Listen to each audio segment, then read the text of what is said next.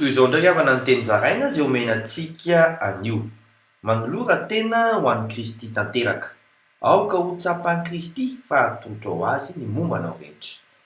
Araka ny voasoratra amin'ny filazantsara ny Lioka toko fahafito, andiny fahafito amin'ny telopolo sy fahavalo amin'ny telopolo, amin'ny anaran'i Jesosy hoe arindro nisy vehivavy mpanota tao an-tanàna, ka rehefa fantany fa Jesosy nipetraka ninona tao amin'ilay fariseo, dia nitondra tavoara alabastara feno menaka manitra izy, ary nijanona teo ivohany tanilan'ny tongony izy, ka nitomany.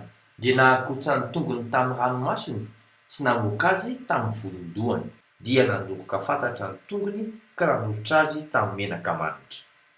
Ahita ny halehiben'ny fitiavanao azy Kristy, araka ny voasoratra amin'ny filazan'ny tsara ny Lioka toko fahafito andiny fahafito amby efapolo, amin'ny anaran'i Jesosy hoe ary amin'izany dia lazaiko aminao, voavela ny heloka be, fa be fitiavana izy, fa izay voavela tamin'ny kely dia kely fitiavana, ary halavitra anao. Araka ny voasoratra amin'ny filazan'ny tsara ny Lioka toko fahafito andiny fahadimapolo, amin'ny anaran'i Jesosy hoe ary hoy izy tamin'ilay vehivavy, ny vononao efa namonjy anao, mandehana soamantsara. Matoki fa nafaka anao amin'ny fomba mahagaga Kristy. Vavaka isika. Kristy io indro atolotra anao momba rehetra, ary minao fa ianao ihany lala tokana ho fanavotanahy amin'ny lafiny rehetra. Amen.